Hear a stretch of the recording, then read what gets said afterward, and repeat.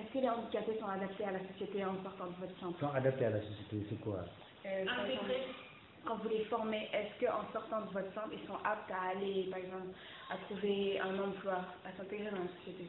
Alors, il y a deux choses. Quand le membre qui est là, le fait qu'il soit membre déjà, on le sensibilise sur son handicap. Que son handicap ne doit pas le freiner à intégrer la société. On sensibilise ses parents que le handicap, ça ne veut pas dire laisser son enfant aller manger, ne pas avoir des activités. Il faut l'amener à l'école. S'il n'arrive pas à réussir à l'école, il faut essayer de le trouver un cadre où il peut avoir un métier.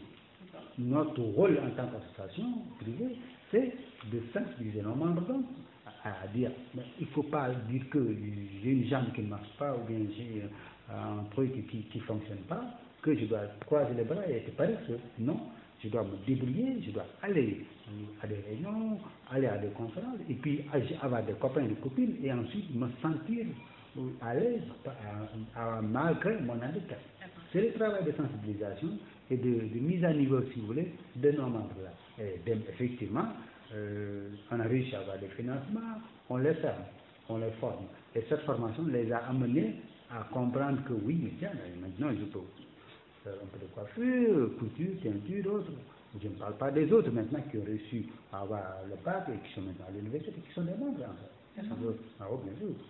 Le centre, là où je parle au niveau du centre, c'est ceux qui n'ont pas réussi à avoir, à continuer les études jusqu'à l'université ou bien avoir une formation professionnelle et à intégrer les sociétés, les entreprises. Maintenant, ces membres-là, qui sont au siège, ils ont les activités, bon an, mal an, parce qu'il y a un cadre juridique qui est donc le GIE, qui les permettent de se mouvoir et d'aller faire des expositions, même des foires, quand il y a des manifestations, comme la foire, souvent ils y participent, avec les femmes des ambassadeurs, quand ils organisent des œuvres, ils participent pour démontrer ce qu'ils peuvent faire. En tant que personne handicapée, même bien qu'ils ont des difficultés, bien que l'environnement n'est pas tellement adapté d'ailleurs, justement, c'est les barrières architecturales qui permettent, quand je suis en fauteuil, alors pour aller en ville, vous voyez, il n'y a pas les cas comme en France où tout est aménagé.